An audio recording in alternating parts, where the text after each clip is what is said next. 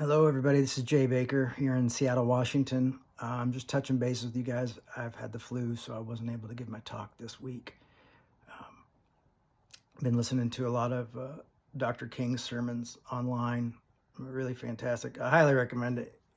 Better than a podcast. But I just see so much division continuously. Division. We are continually divided. Church is divided.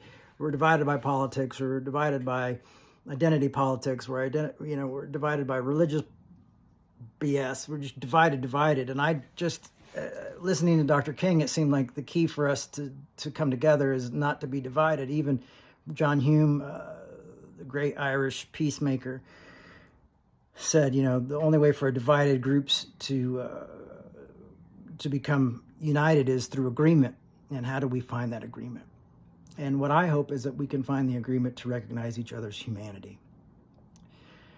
That we can find a way to not only want to have tolerance, but to give tolerance and to practice tolerance, and that it can be a two-way street. And that requires difficult conversations and arguing well, and maybe saying, hey, listen, you might feel this way about me, and that's your prerogative, but we can live with that. But when you try to make it a law or pass a bill against my existence, then that's almost impossible for us to do that. But Dr. King often said that we are not only working for the freedom of the oppressed, but also for the oppressor, and freeing them from their hate, their misinformation, their own insecurities and their own fears that cause them to be so exclusive in thinking that somehow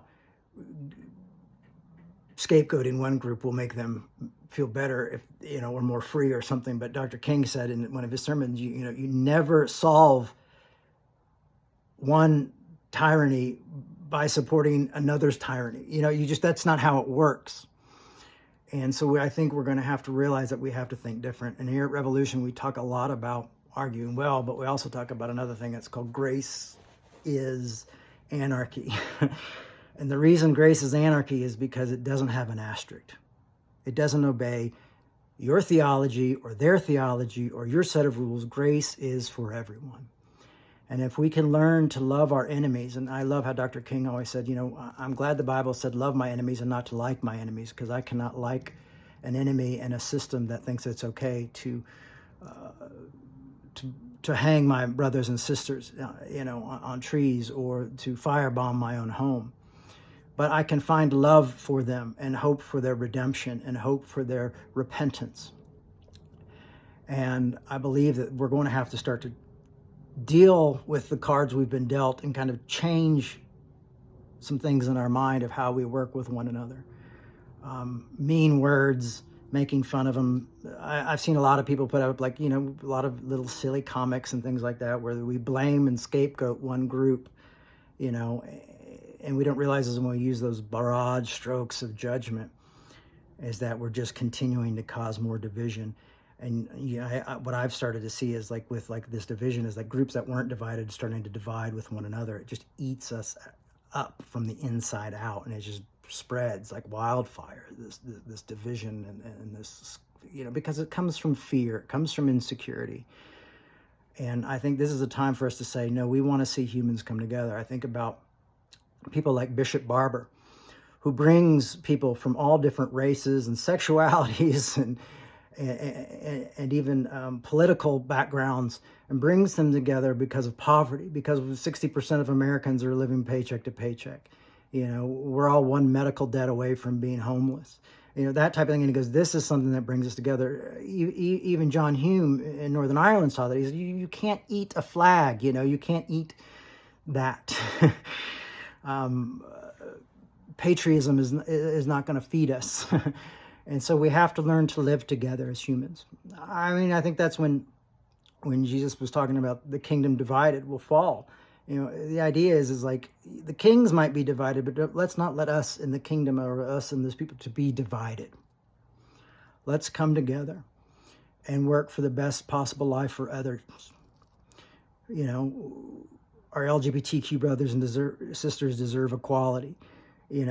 our Muslim brothers and sisters deserve equality. Our evangelical brothers and sisters deserve equality. Our atheist friends deserve equality. There's a whole group of us, we are literally America is a country of immigrants. And diversity is really, as John Hughes says, just an accident by birth. And so here we are.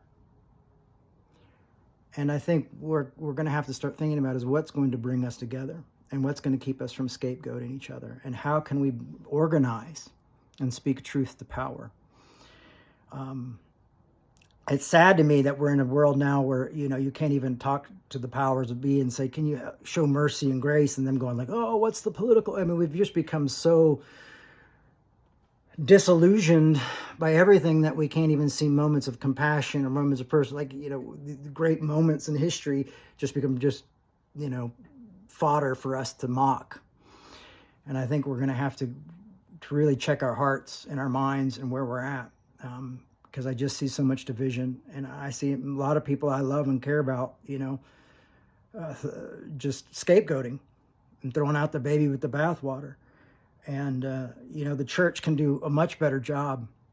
But you know what? There's a lot of people out there like Reverend Barber, D.E. Polk, oh gosh, I can't even, the Knoxville Collective, all these folks doing really great work out there. So, you can't just say, well, the church is this, and they're in bed with the politicians. That's just scapegoating. And it doesn't bring us to a better life where we're all able to live in a world where we can live better, where we can live and be who we truly are and really live in an equal society. And I think that's what we want to work towards. And right now it seems like our government is not working towards that. And it feels a bit oppressive. And we're going to have to remind them that what we're called to do is to be together. And by speaking truth to the oppressors, and we're saying we don't want you to be oppressed either. We don't, we're not going to just, solve, your tyranny towards us by giving you tyranny. We've got to say we want to work together. We want to learn to disagree well.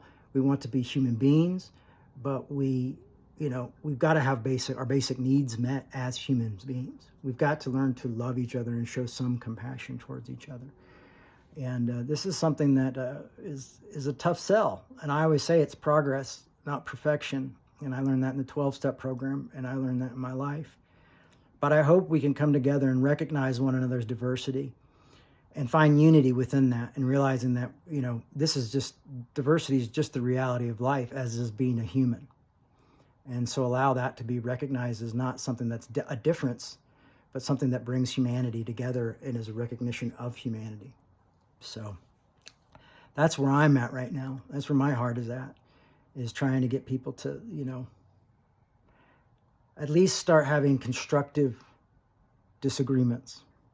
Maybe we start there. Maybe we start with constructive disagreements, arguing well, and try to move on from there and help others understand, like, oh, this is why it affects me. This is why it makes me feel this way.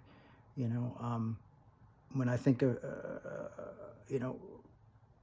my brothers and sisters, losing rights, it's just not, that's going backwards. That's tyranny. We got to move forward. And the church shouldn't be making laws, turning their convictions into laws, because that's tyranny. That's not grace. That's not the Holy Spirit. That's man-made laws. We're better than that. So I hope we continue to work towards equality and love and grace. I'm sorry I'm under the weather, so this isn't the most spot-on thing in the world, but that's just where I'm at. I've been listening to a ton of King, and Martin Luther King got me in my head, and I wanted to share with you guys, like, hey, let's work for each other, and let's help our oppressors become free from what's causing them to be oppressors. Let's work for each other and keep each other from being oppressed. Let's defend one another and stand for one another. It's not easy, but that's revolution. But we talk about revolution and we talk about change, but then when it comes to change, it really does require a lot of hard work, and it does require not just controlling our fists, but also our hearts. We got to guard our hearts. We got to guard our minds and our mouths. So that's why I recommend, hey, if you can't go out and read some MLK, go listen to some MLK.